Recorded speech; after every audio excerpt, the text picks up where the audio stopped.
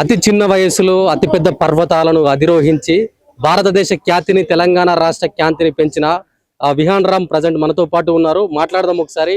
ఆ పర్వతాలు ఎక్కడానికి గల కారణాలు ఏంటి, సో ఒకసారి తెలుసుకునే ప్రయత్నం చేద్దాం. విహాన్ రామ్ మనతో పాటు ఉన్నాడు.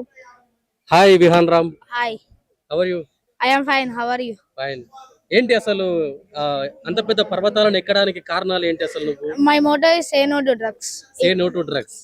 ఓ మంచి ఆలోచన. సో అంటే ఆ ఆలోచన నీకెందుకు వచ్చింది, సే నో టు డ్రగ్స్ అనే ఆలోచన?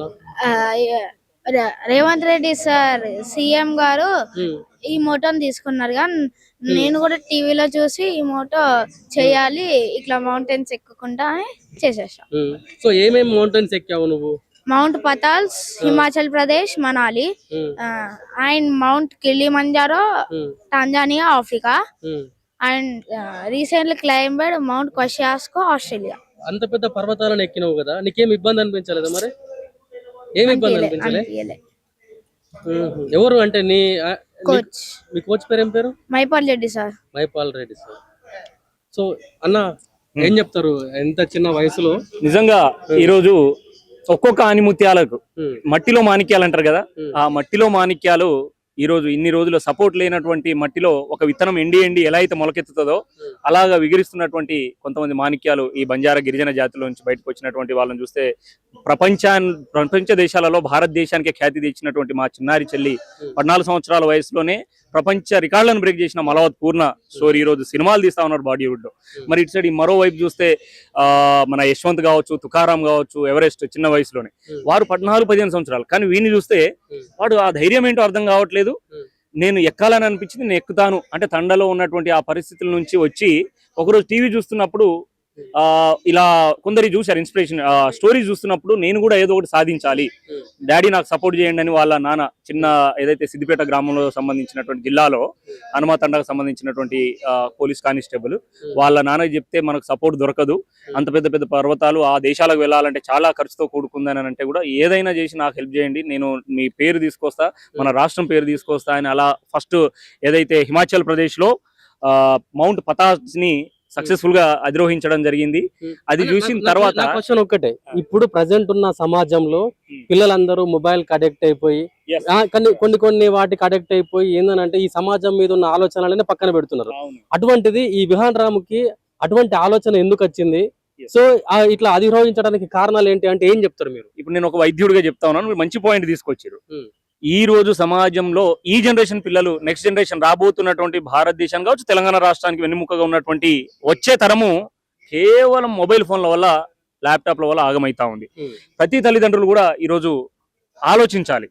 ఫోన్ ఏడ్చినా ఫోనే, తినకున్నా ఫోనే, పడుకున్నా ఫోనే, లేచినా ఫోనే, ఏది చేసినా ఫోన్ ఇచ్చేసి వీళ్ళు సేఫ్ సైడ్ అంటే ఈజీగా వాడిని డైవర్ట్ చేసే ప్రయత్నంలో వాళ్ళని అలవాటు చేసి ఆగం చేస్తా ఉన్నారు. కానీ ఈ రోజు మేము వైద్యులుగా చూస్తా ఉన్నాం కొన్ని కేసెస్, కంటి క్యాన్సర్లు కావచ్చు, బ్రెయిన్ ట్యూమర్స్ కావచ్చు, ఇలా వచ్చేసి ఈరోజు క్యాన్సర్ హాస్పిటల్ ఎంఎన్జేలో కావచ్చు, గాంధీ ఉస్మానియా లాంటి హాస్పిటల్లో ఈరోజు వాళ్ళ జీవితాలు ఆగం చేసుకుని ఆ కుటుంబం రోడ్ల పడుతున్న పరిస్థితి కనబడతా ఉన్నాయి. కాబట్టి ఈ రోజు సమాజంలో తెలంగాణలో ఉన్నటువంటి ప్రజలకు కూడా, తల్లిదండ్రులకు కూడా ఫోన్ కి దూరంగా ఉంచండి. ఆ నుంచి వచ్చే రేడియేషన్ ఎంత ప్రమాదకరమైందో ఒకసారి తెలుసుకోండి. మరి అదేవిధంగా ఫోన్ ని వాడగలిగితే వాటిని వాడకుండా మనము ఏ విధంగానైతే ఈ రోజు ఈ జనరేషన్ ఉందో ఈ జనరేషన్ కూడా ఫోన్ కి దూరంగా ఉంచి చదువుకి, సాహసాలకి, సమాజంలో ఉన్నటువంటి పరిస్థితులను దగ్గర తీసుకెళ్తే ఇలా ఒక ఆనిముత్యాల్లాగా మీ బిడ్డలు కూడా బయటకు వస్తారు. కేవలం ఫోన్లలో, బుక్కులో బట్టి పట్టుకొని వస్తే ఎప్పటికైనా. నిన్న చిన్న ఇన్సిడెంట్ జరిగితే ఉస్మానియా వైద్య కళాశాలలో post graduate master of surgery చేస్తున్నటువంటి విద్యార్థి సూసైడ్ చేస్తున్నాడు. అంటే మీ పెంపకం మీదనే, మీ తల్లిదండ్రుల పెంపకము, వాడు పుట్టినటువంటి పరిస్థితులు, ఎదిగినటువంటి పరిస్థితుల మీదనే, ఈరోజు ఎదిగినటువంటి పరిస్థితుల మీదనే వారి బ్రెయిన్ సిస్టము, వాడి ఆలోచన విధానము, వాడి కమిట్మెంట్, వాడి దూరదృష్టి, ఆ కష్టాలను తట్టుకునేటటువంటి శక్తి సామర్థ్యాలు వస్తాయి. కాబట్టి మనం కూడా పిల్లల్ని పెంచేటప్పుడు తప్పకుండా వారు ఏ విధంగా ఎదిగితే గట్టిగా దృఢంగా అవుతాడు, మానసికంగా, శారీరకంగా. ఈ రోజు గౌరవ రాష్ట్ర ముఖ్యమంత్రి వర్యులు కూడా అబ్బాయి చెప్తా ఉన్నాడు, సే నో టు డ్రగ్, నేను అదే థీమ్ ని తీసుకుంటా అంటే క్రీడలను ప్రోత్సహించాలి అనే విధంగా తను బయటికి తీసుకొచ్చి నిజంగా నాకు 1 year బ్యాక్ ఒకటి చెప్పండి అన్న, నిజంగానే తెలంగాణ ప్రభుత్వం క్రీడలను ప్రోత్సహిస్తుందా? ఇటువంటి వారికి అంటే ఫ్యూచర్ లో అవకాశాలు ఇవ్వడానికి సిద్ధం ఉందా? తెలంగాణ ప్రభుత్వం ప్రోత్సహిస్తుందా లేదా అనేది పక్కన పెడితే గౌరవ రాష్ట్ర ముఖ్యమంత్రి వర్యులు రేవంత్ రెడ్డి గారు అయితే say no to drug concept ప్రకారము తెలంగాణలో ముఖ్యంగా భారతదేశంలో కంటే ఈ సౌత్ రాష్ట్రాలలో తెలంగాణలో యువత గాంజా కావచ్చు, హెరాయిన్, కొకైన్, డ్రగ్స్ కి బారిన పడి ఆగమైపోయి ఈ రోజు నేను పనిచేస్తున్నటువంటి గాంధీ మెడికల్ వైద్య కళాశాలలో మొన్ననే సిపి సజ్జనార్ గారు వచ్చేసి డి అడిక్షన్ సెంటర్ ని ఓపెన్ చేయడం జరిగింది. చూడండి ఎంత బాధాకరమైన యువత తప్పుదో పడితే వాళ్ళని తీసుకొచ్చి ట్రీట్మెంట్ కౌన్సిలింగ్ చేయడానికి ఒక జైలు లాగా ఒక సెంటర్ ని ఇచ్చేసి డి అడిక్షన్ నుంచి వారిని ఇచ్చేయడం మోటివేట్ చేసి బయటికి తీసుకొచ్చే ప్రయత్నాలు చేస్తాము. కాబట్టి గౌరవ రాష్ట్ర ముఖ్యమంత్రి వర్యులు కేవలము క్రీడలను ప్రోత్సహిస్తున్నామని చెప్పేసి మీరే ఆడకుండా, మీరే వాలీబాల్, ఫుట్బాల్ లేదంటే క్రికెట్ ఆడకుండా, మీ ఎమ్మెల్యేలు మీ ఎంపీలే ఆడకుండా కేవలము ఆ మెసేజ్ ని జనాల్లో తీసుకెళ్లాలంటే ఇలా మట్టిలో మాణిక్యాలు ఉన్నారు, ఇలాంటి వారిని ప్రోత్సహించడానికి తప్పకుండా ఈ రోజు ఈ అబ్బాయి నా దగ్గరకు వచ్చి నా దగ్గర కూడా ఏదైనా ఉంటే సహాయం చేయండి అని అడిగినప్పుడు చాలా మంది దగ్గర మేము కూడా ఎవరు సహకరించలేని పరిస్థితి. పొద్దున్న లేస్తే ఎవరు కూలినాలి చేసుకుని ఉద్యోగాలు చేసుకుని బతికే పరిస్థితులే. ఈ రోజు ఒక రాష్ట్రంలో ఒక దేశంలో వెళ్ళేసి చేసి రావాలంటే కొన్ని లక్షలతో కూడుకున్నటువంటి పరిస్థితి. మరి ఇటువంటి వారిని రాష్ట్ర ప్రభుత్వం సహకరించగలిగితే తప్పకుండా ఒలింపిక్స్ లో మన దేశంలో 100 కోట్ల కంటే ఎక్కువ జనాభా ఉన్నది, కానీ తక్కువ జనాభా ఉన్న వాళ్ళు ఒలింపిక్స్ లో ఎక్కువ కొడితే మనం ఒక్కటి కూడా ఓట్లేకపోతున్నాం అని గౌరవ ముఖ్యమంత్రి అన్నారు. ఇలాంటి వారిని ప్రోత్సహించినప్పుడే భారతదేశంలో 100 పథకాలు వచ్చే అవకాశం మన దగ్గర ఉంది, కానీ మనం గుర్తించాం. అది బాధాకరం. మీరు ప్రోత్సహిస్తురా లేదా అని అంటున్నారు. గత ప్రభుత్వాలు ప్రోత్సహించుంటే ఇప్పటి వరకు ప్రపంచ దేశాల్లో భారతదేశం క్రీడా పోటీలో క్రీడాతత్వంలో కూడా ఎక్కడ ఉండేది, ఆ ఉన్నత స్థానం నుండి చిరస్థాయిగా ప్రపంచ దేశాలకు ఒక మెసేజ్ ఇచ్చేవాళ్ళం.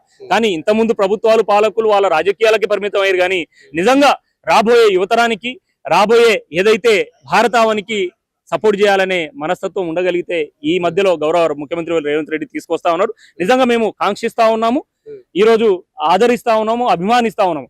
మీరు కేవలము ఆటలకో పాటలకో లేదా మాటలకో పరిమితం అవ్వకుండా ఇటువంటి మట్టిలో మాణిక్యాలను ప్రోత్సహించి, ప్రత్యేక శాఖ ఉంది, క్రీడా శాఖ మంత్రివర్యులు ఉన్నారు కదా, మరి ఇటువంటి బిడ్డల్ని సహకరిస్తే తండాల పుట్టినోడు సహకరించమంటే తండాల పుట్టినోడే ఈ రోజు భారతదేశానికి వన తీసుకొచ్చిన మాలవాద్ పూర్ణ ఉంది, తుకారాం ఉన్నాడు, యశ్వంత్ ఉన్నాడు, మరి రేపు విహాన్ రామ్ జాటోత్ అవుతాడు. మరి ఇటువంటి బిడ్డలను సహకరిస్తే కులానికి అతీతంగా, మతానికి అతీతంగా, ప్రాంతానికి వర్గ విభేదాలకు అతీతంగా టాలెంట్ ని ప్రోత్సహించండి అంటున్నాను నేను. టాలెంట్ ని ప్రోత్సహించండి. ఈ రోజు అతను దాదాపుగా సంవత్సరం నుంచి పాటుపడుతున్నా బయటికి రానటువంటి పరిస్థితి. వాళ్ళు వెళ్ళడానికి కూడా సహకరించిన దాతలు కూడా ముందు రానటువంటి. ఈ రోజు విహాన్ రావో ఉంటే దాతలు కూడా పెద్ద ఎత్తున వచ్చే వాళ్ళేమో, విహాన్ నాయక్ ఉండేసరికి దాతలు కూడా సరే చూద్దాంలే అనే విధంగా ఉన్నారు. కాబట్టి ఆ కోచ్ పేరు మైపాల్ రెడ్డి సార్ కూడా ఒకసారి మాట్లాడడం జరిగింది. తప్పకుండా నా వంతు సహాయ సహకారాలు నేను చేస్తా, నేను కోచ్ చేస్తా అని చెప్పి తను కూడా ఇలాంటి కులాలకు అతీతంగా ముందుకు వచ్చి ప్రోత్సహించాలి. అప్పుడు మాత్రమే తెలంగాణ రాష్ట్ర ఖ్యాతి దేశానికి వెళ్తుంది, భారతదేశ ఖ్యాతి ప్రపంచ దేశాలకు వెళ్తుంది.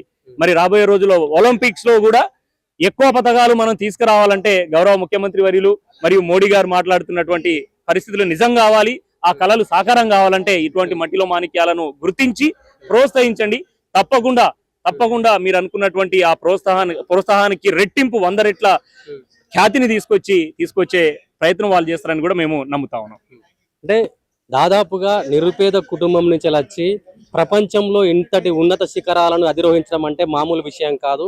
అటువంటిది ఇవాళ విహాన్ రామ్ అనే తండాకు చెందిన ఒక చిన్న బాలుడు సాధించడం, ఇది మన దేశానికే గర్వకారణం అని చెప్తున్న పరిస్థితి కనిపిస్తుంది. ఇంకా ప్రభుత్వం సహాయం చేస్తే ఇంకా ఎన్నో గొప్ప శిఖరాలను అధిరోహిస్తారని చెప్పేసి ఇక్కడ వాళ్ళ కుటుంబ సభ్యులు కానివ్వండి, వాళ్ళ మంచి కోరే వ్యక్తులు కానివ్వండి చెప్తున్న పరిస్థితి కనిపిస్తుంది.